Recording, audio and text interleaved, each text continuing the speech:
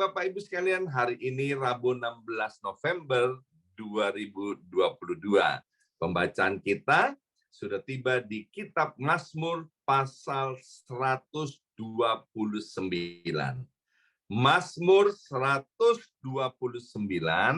saya akan bacakan ayat yang pertama sampai dengan ayat yang keempat. Mazmur 129.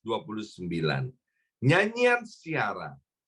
Israel, katakanlah bagaimana engkau dianiaya musuh sejak masa mudamu.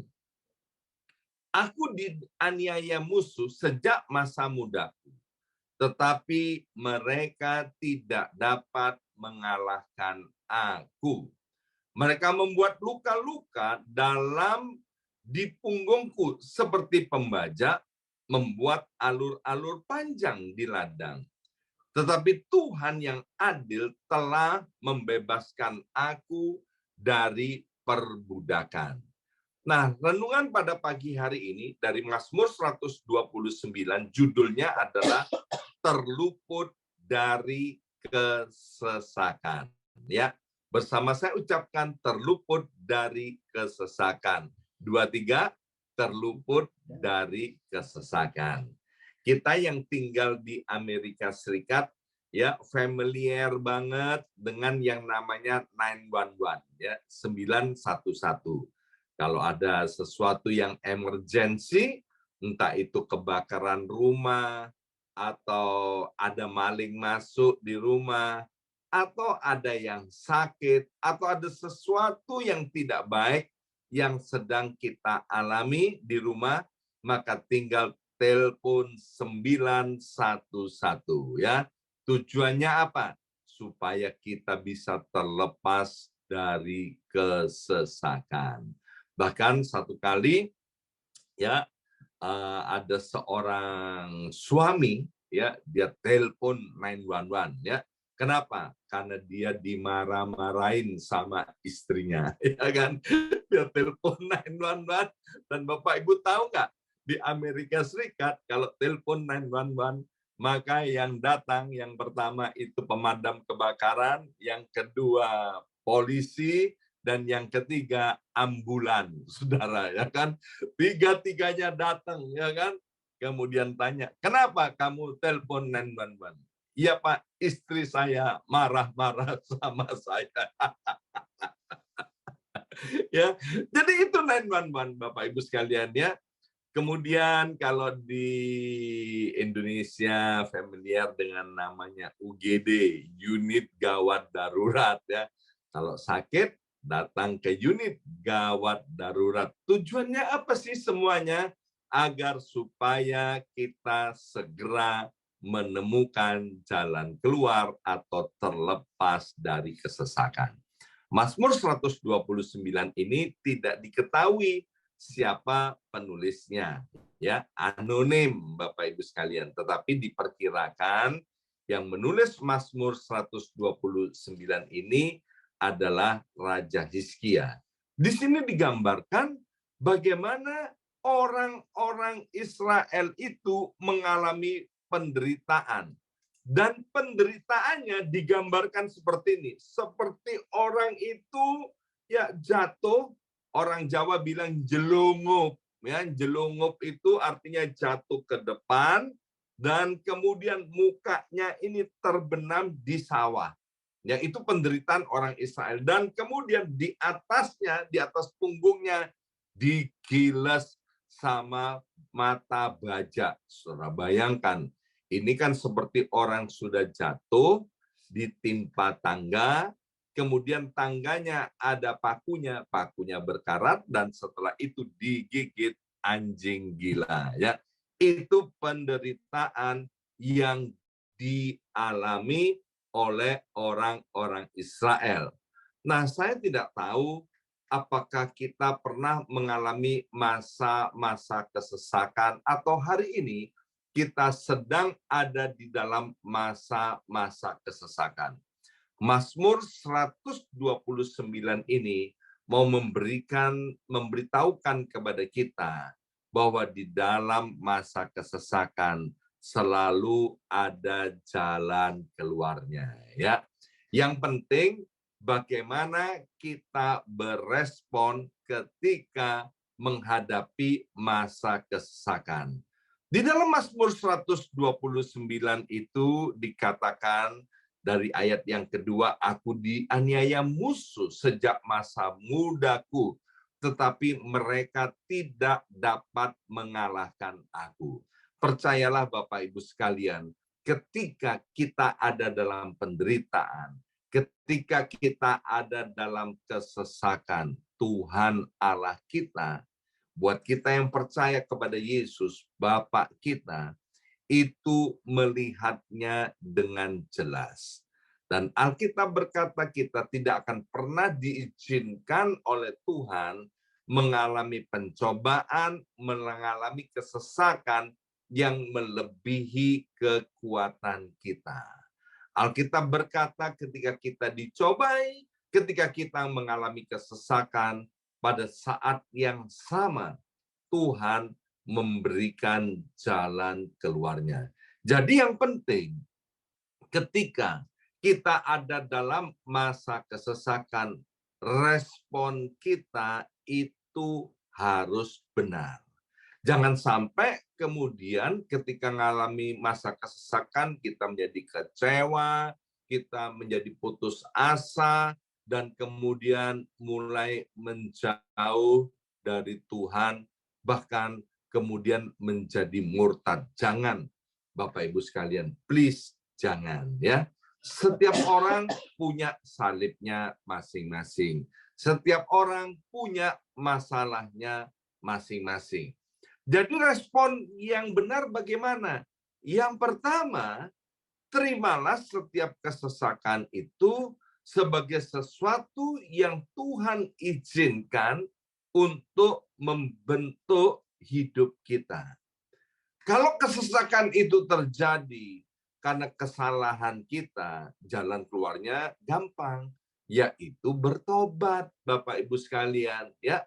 Bertobat artinya berhenti melakukan kesalahan itu dan kemudian lakukan cara-cara yang benar.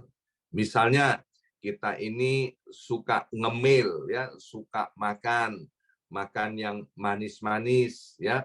Beberapa orang yang makan manis-manis itu nggak apa-apa. Tapi ada beberapa orang yang tidak tahan ketika makan manis-manis, tubuhnya menjadi gemuk dan kemudian menjadi sakit. Nah, jalan keluarnya gimana? Ya berhenti, jangan ngemil yang manis-manis ya supaya tubuhnya tidak sakit. Sekali lagi, tiap orang tidak sama. Kemudian ketika kita tidak setia kepada pasangan atau keluarga kita dan kemudian kita mengalami hal yang tidak baik, jalan keluarnya gimana? Ya bertobat. Bertobat artinya berhenti melakukan ketidaksetiaan, cintailah keluargamu kembali. Atau ada orang yang bermalas-malasan dalam pekerjaannya, sehingga kemudian dipecat oleh bosnya, kemudian dia pindah kerjaan yang lain, juga dipecat lagi oleh bosnya karena punya sifat yang malas-malasan itu. Maka jalan keluarnya gimana? Bertobat, bekerjalah dengan disiplin dan bekerja dengan rajin. Tetapi kalau kita mengalami masalah bukan karena kesalahan kita, sekali lagi, kita mengalami sesuatu yang buruk bukan karena kesalahan kita, maka Bapak Ibu sekalian jangan ngomel, tapi terimalah sebagai sesuatu yang Tuhan izinkan untuk memproses hidup kita. Ingat, waktu diproses, maka setelah proses itu selesai, jadinya itu sesuatu yang dahsyat, sesuatu yang indah, sesuatu yang berkualitas. Yang kedua, respon bagaimana ketika kita mengalami kesesakan, yaitu percayakan setiap permasalahan itu kepada Tuhan. Jangan fokus kepada masalahnya, tapi fokuslah kepada Tuhan. Ingat pujian tadi sebelum kita mendengarkan firman Tuhan, bicara tentang kasih Tuhan, tentang cinta Tuhan kepada kita. Yesus Kristus itu yang mati di atas kayu salib 2000 tahun yang lalu, itu untuk kita. Itu adalah bukti nyata bagaimana Tuhan Allah mengasihi kita. Masa Yesus sudah diberikan kepada kita? Masa Yesus sudah diizinkan mati untuk kita? Maka Tuhan tidak akan mengaruniakan segala sesuatu yang baik kepada kita bersama-sama dengan Yesus. Tidak mungkin, Bapak Ibu sekalian. Maka itu ketika ada di dalam kesesakan, mari jangan meratapi, jangan self-pity, jangan mengasihani diri sendiri.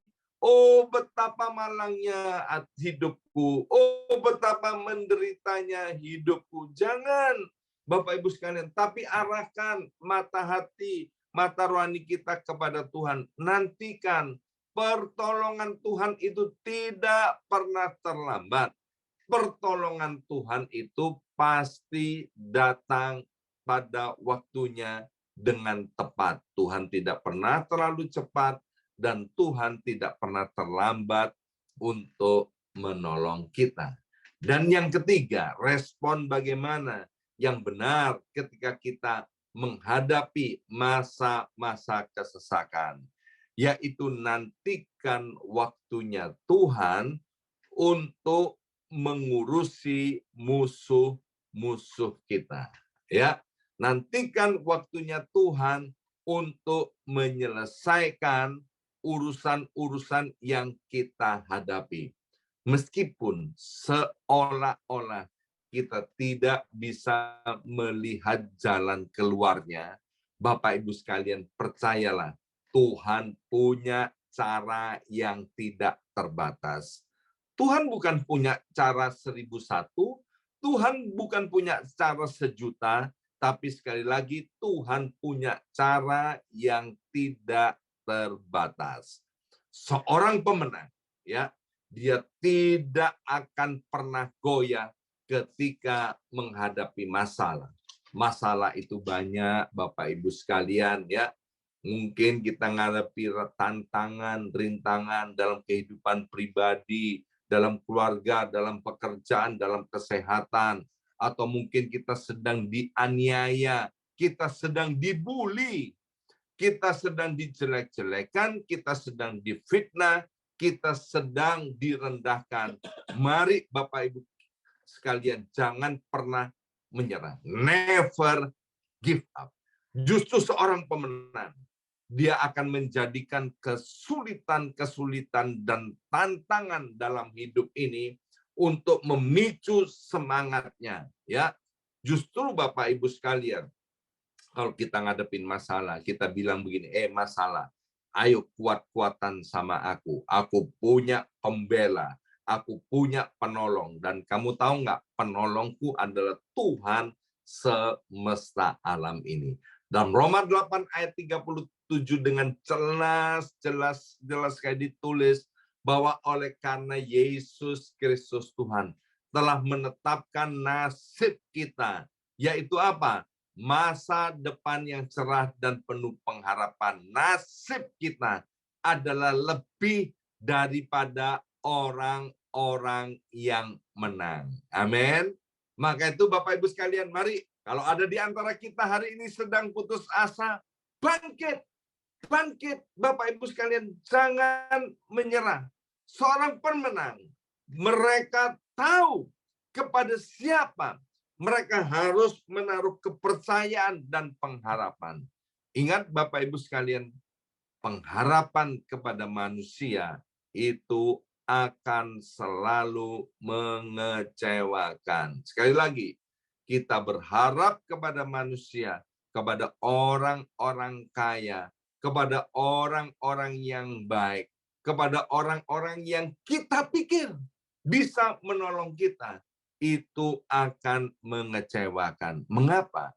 Sebab setiap orang, setiap manusia punya agendanya sendiri, mereka punya masalahnya sendiri, mereka punya rencananya sendiri. Jangan pernah berasumsi bahwa orang itu akan menolong kita. Tuhan punya banyak cara. Tuhan punya banyak burung gagak. Tuhan punya banyak orang yang bisa dipakai untuk menolong kita. Tetapi pengharapan kita jangan kepada burung gagak itu. Pengharapan kita bukan kepada orang itu. Tapi pengharapan kita biarlah hanya kepada Tuhan. Dan Tuhan itu yang akan menggerakkan, menjamah orang-orang itu untuk datang menolong kita. Maka itu Bapak Ibu sekalian, tinggalkan mental sebagai orang yang kalah. Tinggalkan mental sebagai orang yang gampang menyerah. Amin. Sebab di dalam Yesus selalu ada jalan keluar. Ayat yang keempat tadi luar biasa. Dia katakan, tetapi Tuhan yang adil telah membebaskan aku dari perbudakan. Ya, hari ini Bapak Ibu sekalian, kabar baiknya Tuhan akan membebaskan kita. Tuhan pasti melepaskan kita dari kesesakan-kesesakan. Ada 3 hal bagaimana kita harus berespon ketika kita mengalami kesesakan. Yang pertama, terima sebagai sesuatu yang Tuhan izinkan terjadi. Kalau itu karena kesalahan, karena dosa, jalan keluarnya bertobat. Yang kedua, percayakan pertolongan kita hanya kepada Tuhan. Dan yang ketiga, nantikan waktunya Tuhan. Cepat atau lambat kita pasti terlepas dari kesesakan itu. Amin.